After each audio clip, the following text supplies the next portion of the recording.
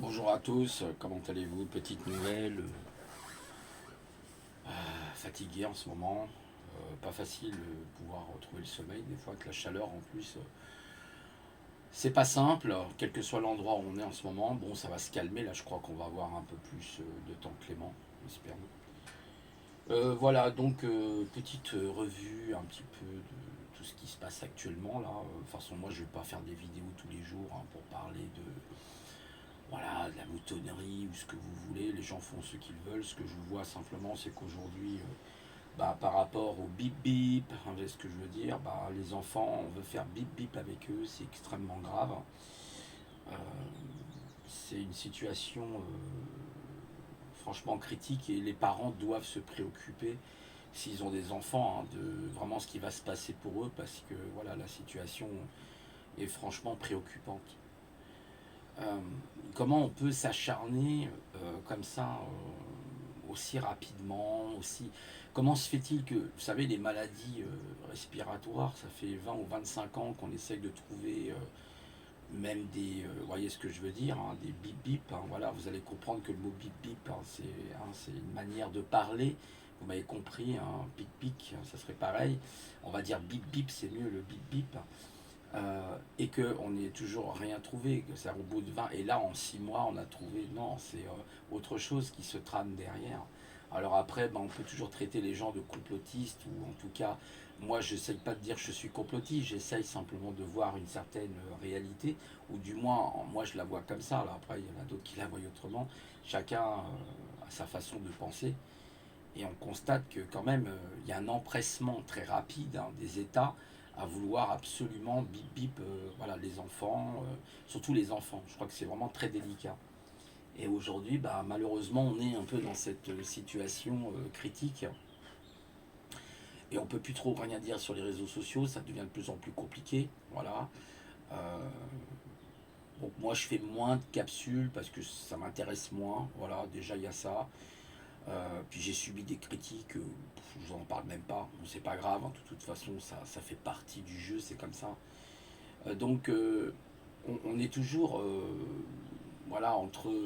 C'est un monde qui va vraiment à sa perdition, quoi. On est vraiment, ils veulent vraiment anéantir l'humanité. Moi j'ai toujours dit que ce ne sont pas des humains qui font ça, ce sont des gens consanguins, je ne sais pas, ce ne sont pas des êtres humains, ce sont des monstres en fait quelque part. Voilà, je ne sais pas ce que c'est. C'est très difficile de trouver un qualificatif pour des gens comme ça. Et le peuple ne réagit pas parce que voilà, ce peuple malheureusement reste cloîtré ou reste, on va dire tout simplement devant sa télé. Et ça c'est terrible. J'en parlais avec un ami là que j'ai été voir hier là, Daniel. On en parlait, un gars du Nord me le disait. Hein. De toute façon, on a bien profité du jardin. Il faisait bon en plus hier. C'est génial.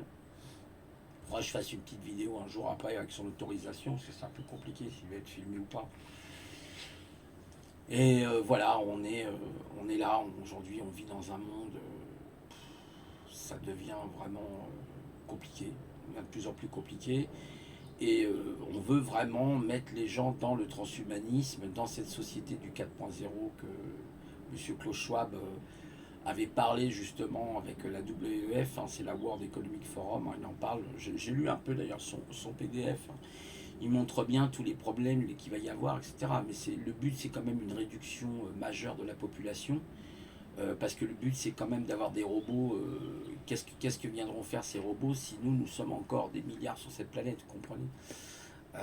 Donc pour eux, c'est le transhumanisme qui doit être en premier lieu. Donc le transhumanisme, ça ne sera pas des gens comme nous, hein, ça sera des gens qui auront des moyens. Et pour eux, ça sera un nouveau pouvoir, peut-être qu'il sera même plus lié à l'argent, enfin un pouvoir bionique, un pouvoir qui est en dehors de la nature, artificielle, voilà, pour dominer effectivement le reste de l'humanité avec les robots, l'intelligence artificielle. Euh, voilà. Il y a un film, vous pouvez regarder, alors je sais plus sur Netflix, je crois qu'il y était, c'est To. Je crois que c'est To, T-A-U. C'est une IA en fait super intelligente qui contrôle en fait une maison, une espèce de domotique. Vous savez, maintenant l'IA, on peut lui fournir la domotique. Donc l'étude en fait de la surveillance d'une maison, d'intrusion, alarme, mais c'est aussi la climatisation, c'est tout ça, hein, la domotique. Et donc, en fait, elle pète les plombs et puis elle finit par se retourner après finit tout à la fin par se retourner contre son créateur. Il y a toujours une fin tragique en fait de ce genre de modèle sociétal en fait où on veut nous amener, et c'est là où on veut nous amener justement à pu réfléchir par nous-mêmes. Les gens d'ailleurs de toute façon lisent de moins en moins par exemple, regardent beaucoup plus la télé ou se laissent manipuler par les autres au lieu d'avoir leur propre réflexion, et ça c'est bien triste. Voilà, donc c'est comme ça que ça se passe. Voilà.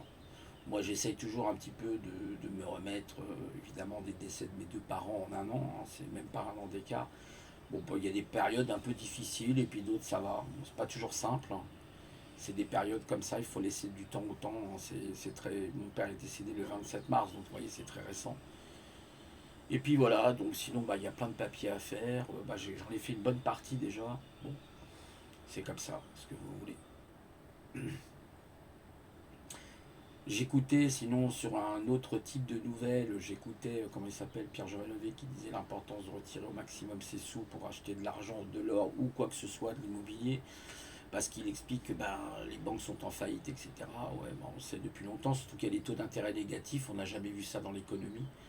Hein, ces fameux taux d'intérêt négatifs, maintenant il y a des banques qui sont à moins 3%, voire même moins 4% en taux d'intérêt négatif, c'est extrêmement grave. On n'a jamais vu, de toute l'économie, on n'a jamais vu des taux d'intérêt négatifs. Même à Sumer, hein, déjà à Sumer, même où vous aviez déjà des formes, pas des banques, mais c'était des formes de banques, je ne sais pas comment on peut appeler ça. Il n'y avait jamais ce genre de problématique, même chez les Romains, etc. Donc là, on est dans une situation vraiment, je sais pas, une situation qu'on n'a jamais connue, avec des taux d'intérêt négatifs bancaires. Donc oui, il faut vraiment avoir la possibilité de mettre ses sous dans autre chose. Peut-être les placer aussi dans des grandes entreprises où vous êtes sûr que même s'il y a une crise, elles seront toujours debout, même si elles perdent 20, 30 ou 40%, mais elles seront encore debout. À voir, c'est à chacun de voir en fait, ça c'est personnel. Voilà, enfin en tout cas c'est ce que disait Pierre Jovanovic. Après on n'est pas forcément obligé d'être d'accord avec tout ce qu'il dit. Moi je suis pas forcément d'accord avec tout ce qu'il dit. Voilà, sinon rien de plus pour le moment. Là je suis en attente. Faut que je voie avec la conseillère pour revoir pour les formations. Voilà. Parce que voilà, j'ai envie de faire autre chose. J'ai plusieurs projets en fait, donc j'essaye. Alors c'est ça, c'est un petit peu le truc quand on a plusieurs projets. J'ai trois quatre projets, donc j'essaye de savoir quel serait le mieux pour moi. Faut que je voie. Il y en avait un, c'était une formation pour s'occuper des animaux. Dites-moi ce que vous en pensez, ça a l'air pas mal, homéopathe. Je crois que c'est une formation qui dure 6 mois pour être homéopathe pour les animaux, ça peut être sympa. J'aime bien les animaux en plus. Voilà. Donc ça peut être intéressant. Voilà. Voilà, je vous laisse, je vous souhaite une bonne journée, malgré cette chaleur un petit peu pesante. Là, on n'est pas encore en été, hein. L'été, c'est que le 21 juin, je crois. Et on a déjà des chaleurs. Enfin, après, je ne vous parle pas de la manipulation du climat et tout ça, hein, bien sûr, on a bien compris, hein. Voilà, bon, bref. Il y aurait tellement de choses à dire, mais bon, j'essaye d'atténuer parce qu'aujourd'hui, vous êtes shadowban très rapidement. Donc c'est très compliqué, hein. J'ai été d'ailleurs, j'ai reçu un avertissement là qui date de septembre, parce que j'avais fait une vidéo justement qui parlait du bip bip avec les nanoparticules. Et j'ai reçu un avertissement suite à l'OMS, hein, qui ne veut pas que nous parlions justement de ces sujets-là. Voilà, bon, c'est comme ça, j'ai été obligé de me plier, j'ai fait appel, j'ai expliqué pourquoi, etc. Mais ils n'ont rien voulu savoir, j'ai expliqué ça sur à peu près une dizaine de lignes, mais ils n'ont rien voulu savoir. Donc ils m'ont dit on lève, ils ont levé ma sanction, mais j'ai eu un avertissement quand même. Voilà. Donc au troisième, c'est la chaîne est fermée, quoi. Donc voilà, c'est très compliqué, surtout sur YouTube, mais pas que YouTube. Il y a des gens qui disent oui, mais il faut aller sur les autres réseaux sociaux, comme par exemple Odyssey. Mais il y a des gens qui se sont fait scratcher aussi des vidéos sur Odyssey. Il ne faut pas rêver, hein. Vous inquiétez pas, ils ont le contrôle de tout. Les gens, ils oublient souvent qu'Internet, à l'origine, c'est l'ARPANET, hein, c'est ce qu'on appelait l'ARPANET, et que c'est militaire. Jamais oublier ça. L'Internet, à l'origine, était militaire. Avec l'ARPANET, vous aviez le DOS, hein, la Division Operating System, je crois que ça s'appelait, militaire américaine. Et donc, ils ont mis ça en place, hein. C'était tout simplement en cas de conflit nucléaire, par exemple, que les réseaux puissent continuer de fonctionner. Donc c'est pour ça qu'on appelle ça le réseau, on appelle ça le World Wide Web, hein, c'est la toile d'araignée. Pourquoi? Quand une toile d'araignée, vous faites un trou à un endroit, ça ne veut pas dire que toute la toile d'araignée ne pourra pas communiquer. Vous voyez. Donc il y a d'autres chemins qui seraient empruntés par les trams, tout simplement, réseau, et qui pourraient effectivement arriver au destinataire. Donc on avait fait ça dans ce but-là. Après, vous avez les universitaires, on a redonné ça aux universitaires qui ont commencé à faire la messagerie avec, et notamment ce qu'on a appelé, on appelait ça les forums, mais c'est pas vraiment des forums, euh, des IRC, on appelait ça l'IRC. Au départ, c'était ça.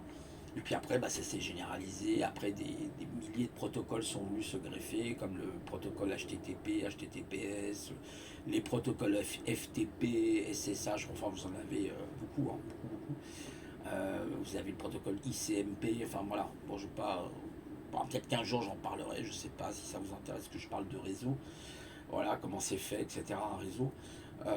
Mais en fait, c'est devenu ensuite Internet. D'ailleurs, des fois, il y a des personnes qui confondent Internet et Ethernet. C'est pas la même chose. Ethernet, c'est la connexion. C'est ce que vous utilisez, c'est le câble Ethernet que vous mettez derrière votre carte réseau ou sans fil, si c'est le Wi-Fi.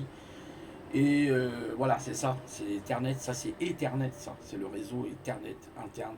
Et Internet, c'est le réseau des réseaux. Après, vous avez les intranets, ça c'est autre chose, c'est des réseaux à l'intérieur d'entreprises qu'on appelle des intranets.